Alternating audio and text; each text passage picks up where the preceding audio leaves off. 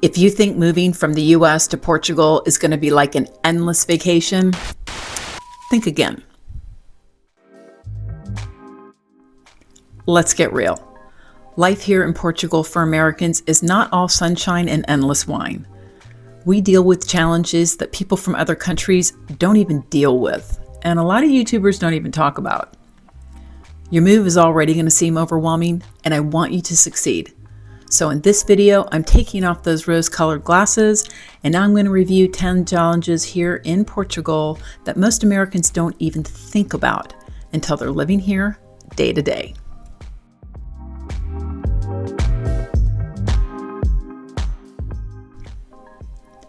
Yes, the Portuguese speak a different language, but do you really know how it's going to impact you every day? So think about it. When you first get here, you're going to be dealing with a bunch of bureaucratic processes. And in those government offices or workers where most of them don't speak English. Okay, think about signing up for utilities, internet, health and life insurance policies, banking. All of these documents that you see, practically every single piece of paper you see, you're going to have to translate because they're all going to be in Portuguese. How about going to the grocery store and just flipping over that product to read the label or the instructions? Or if you buy an apartment and you attend your annual building meeting, that's conducted all in Portuguese. So just think about all the things that you see and hear every single day in the US and just imagine those all in another language. And yes, of course, the Portuguese have a different way of doing things and they have their own customs. For example, things move a lot more slowly here. You may have heard this before. Well, that's because it's true. So the number one rule is you're going to really need to learn to develop some patience. Don't be thinking you can rush things or use forceful language because it's just not going to fly here. There are rules here and sometimes they may not be enforced. So learning how to be a little bit flexible is also going to help. Portuguese eat meals later in the day, for example. They have lunch around 1 to 2 and dinner from 8 to 10.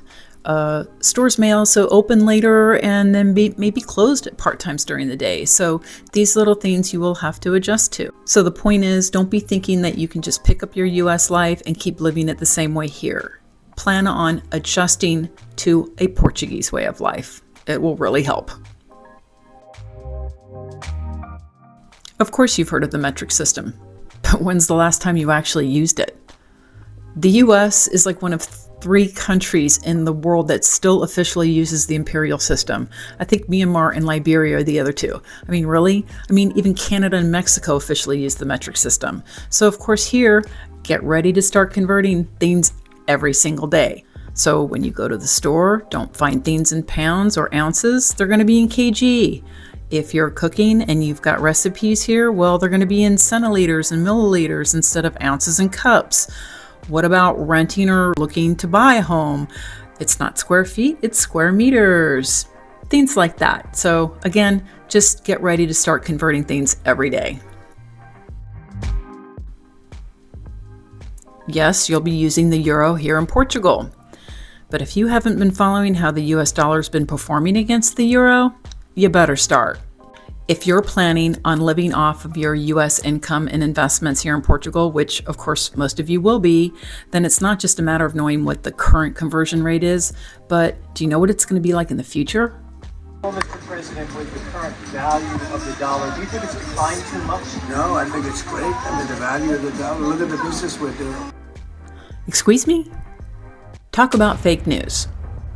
The value of the dollar has been tanking. In the last year alone, it's gone down almost 12%. So say last year in February, you transferred 30,000 US dollars to euros to live off for the entire year. That same 30,000 this month is going to get you about 3,000 euros less. And that is a huge chunk of change.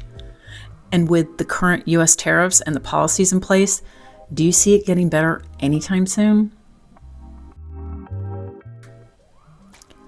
All right, this one is especially frustrating for Americans. In a nutshell, European financial institutions won't really touch Americans. Because of FATCA, it just makes it really costly and a pain in the butt for them to report their American accounts to the IRS. So they really don't want to touch us. A lot of them won't even open accounts for Americans, or very few will. Conversely, due to EU laws, the investments for Americans that could be offered here are very limited.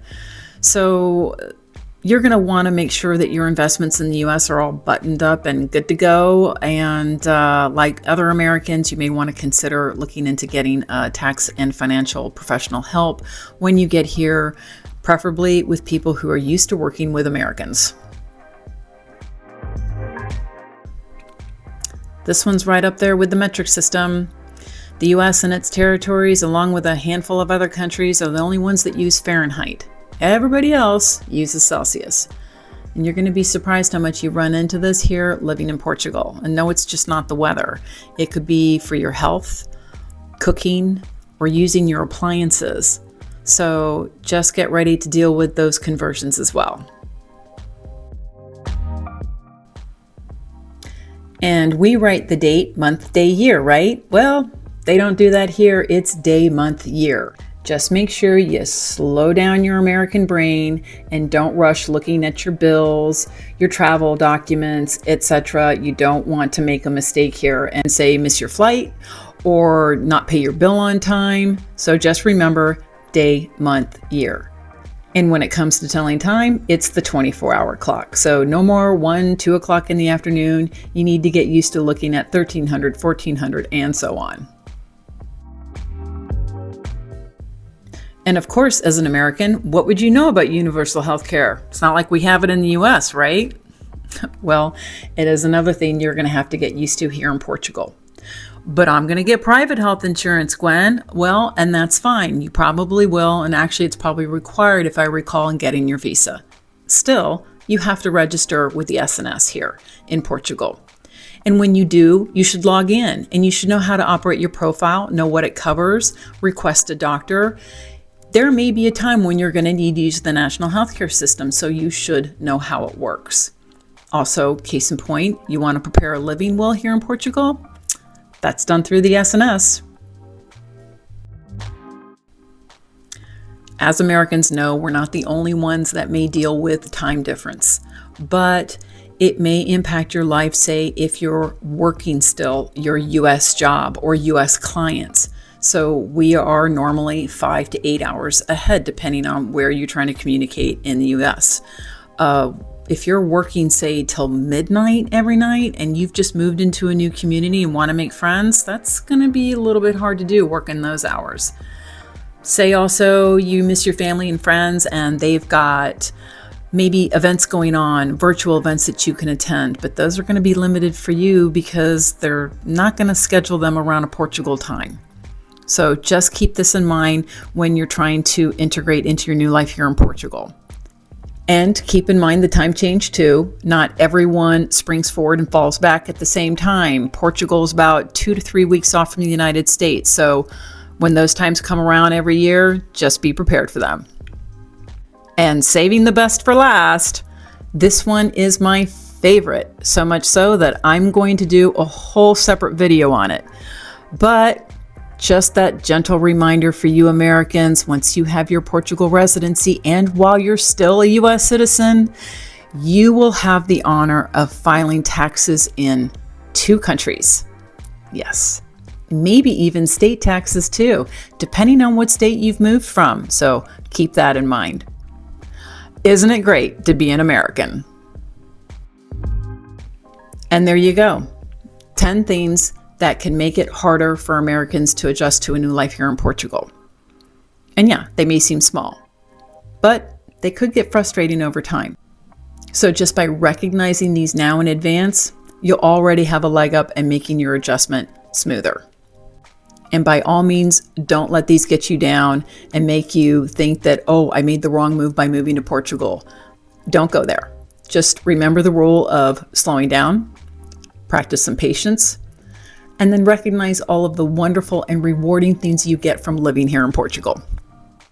I hope you found this video helpful, and if you did, give it a like and share it with another American who might be thinking of moving to Portugal.